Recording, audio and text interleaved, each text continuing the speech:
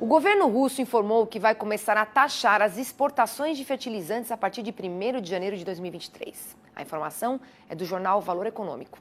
A alíquota do imposto sobre os embarques vai ser de 23,5% sobre a tonelada, quando o preço dos produtos estiver acima de $450. Nós vamos entender os impactos dessa medida com o Luigi Besson, que é analista de inteligência de mercado da área de fertilizantes da StoneX. Boa tarde, Luigi. Bem-vindo ao Mercado e Companhia. Boa tarde, eu agradeço o convite de participar aqui novamente do Mercado e Companhia. Luigi, quais os impactos dessa taxação para os embarques de fertilizantes e como é que deve ficar o cenário de exportação a partir dessa medida? Quando a gente fala de Rússia, é o maior produtor de fertilizantes global, então sempre temos que prestar bastante atenção nesse mercado. E sempre que tem uma notícia também que preocupa do lado da oferta russa, também acaba preocupando no mercado global.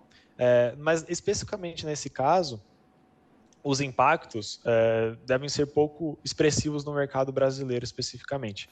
Isso porque a taxa de 23% que será aplicada pelo governo da Rússia sobre as exportações de janeiro a dezembro de 2023, ela deve ser especialmente sobre a diferença do preço vendido sobre os 450 que foi determinado pelo governo. Então, hoje, o preço da ureia, por exemplo, ele é vendido a cerca de $500 por tonelada. Então, essa taxa de 23% e meio seria aplicada somente sobre essas 50 toneladas de diferença, o que acaba sendo uma diferença menos significativa do que se fosse em relação ao preço cheio. E essa diferença ela deve ser absorvida principalmente pelos produtores, já que os preços eles acabam sendo marcados pela dinâmica de oferta e demanda internacional, e muito dificilmente esses produtores vão deixar de exportar, já que o custo de produção hoje na Rússia ele é bem inferior ao preço de venda, cerca de 200, 300 até $300 por tonelada. Então, muito dificilmente esse produtor ele vai optar por não vender ou exportar menos por conta dessa taxa. O que deve acontecer mais é o produtor ele absorver esse custo e acabar exportando esse produto pelo preço de mercado. A única possibilidade dessa mudança ocorrer seria caso a Rússia realmente exportasse menos. Isso acabaria mexendo na dinâmica de oferta e acabaria impactando os preços internacionais, mas muito dificilmente isso deve acontecer. Agora, como o mercado enxerga essa medida? Como é que isso vai impactar aí nos preços daqui para frente? O impacto sobre os preços, falando de mercado brasileiro, hoje a gente vê um pequeno desconto do produto russo, principalmente Rússia e Irã, que são países sancionados e podem exportar para menos países, e o mercado brasileiro seria um dos principais desses mercados consumidores. O produto russo e iraniano, principalmente a ureia, ele chega no Brasil com desconto. Então, muito provavelmente, com o produtor russo tendo que gastar mais com tributo para exportar esse produto, talvez o desconto no Brasil acabe sendo mais impactado, talvez ele esteja mais próximo aos níveis de exportação dos outros países, mas dificilmente os preços internacionais devem ser impactados com essa taxação da Rússia. Tá certo. Agora, entre janeiro e outubro desse ano, a China também reduziu pela metade os embarques de fertilizantes fosfatados para o Brasil. Quais devem ser os reflexos para o nosso país com essa medida, além da decisão russa que a gente acabou de falar aqui? Isso mesmo.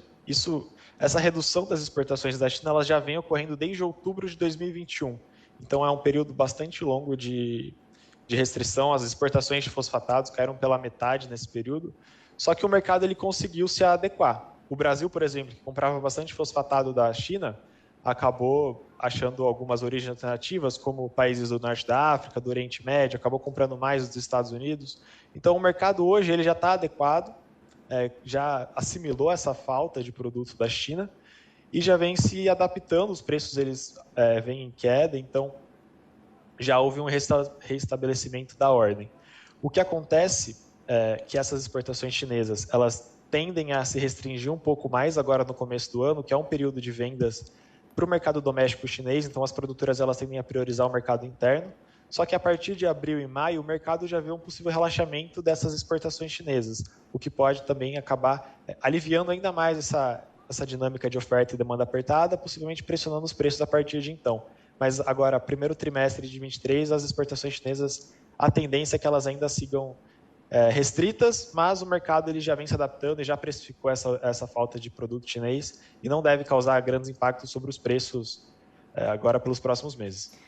Tá certo. Agora, no último relatório da StoneX, a consultoria apontou uma queda nos preços dos adubos. Mas as compras para 2023 não avançaram. Isso que eu quero saber. A que se deve todo esse cenário? É isso mesmo. Quando a gente pega ali o preço desde o início da guerra da Rússia, quando os preços dispararam, e compara com os preços de hoje, houve uma queda de até 50% desse valor do fertilizante vendido. Essa retração dos preços, por outro lado, ela não tem incentivado, ela tem inclusive retraído uma certa demanda do produtor para as compras para a safrinha do ano que vem e já para a safra-verão de 23, 24. Essa retração é justamente por conta desse ritmo de preços em queda. O produtor ele tem esperado o preço ele cair, já que não há uma pressa tão grande ainda, principalmente para a safra-verão de 22, 23, 24, mas ainda há uma janela de compra para a safrinha. Então, vendo os preços caindo, o produtor ele se retrai, principalmente região sul ainda está bastante atrasada nas compras, região centro-oeste a gente vê um índice menor, Mato Grosso está um pouco mais avançado, mas Mato Grosso do Sul e Goiás ainda está bastante atrás da média dos últimos 2 anos que a gente acompanha, e essa compra ela deve acontecer agora nas próximas semanas com o aperto da janela de compra para a safrinha de milho e para o trigo no Rio Grande do Sul, que é um pouco mais tarde. Mas essa compra ela deve acontecer, já está em preços muito mais favoráveis do que o produtor comprou para a safra de verão, agora no segundo semestre. Outro fator que pesou bastante e que ajuda esse atraso das compras é a taxa de juros. Quando a gente olha as últimas 2 safras, o produtor acabou tendo que conseguiu comprar esse produto com uma taxa de juros bem mais baixa. Hoje a taxa de juros está mais alta, o que acaba também inibindo uma vontade de antecipação. Então, foi um conjunto de fatores que acabaram refletindo nesse atraso das compras, mas as compras devem acontecer normalmente, há oferta de produto e isso não deve ser nenhum problema.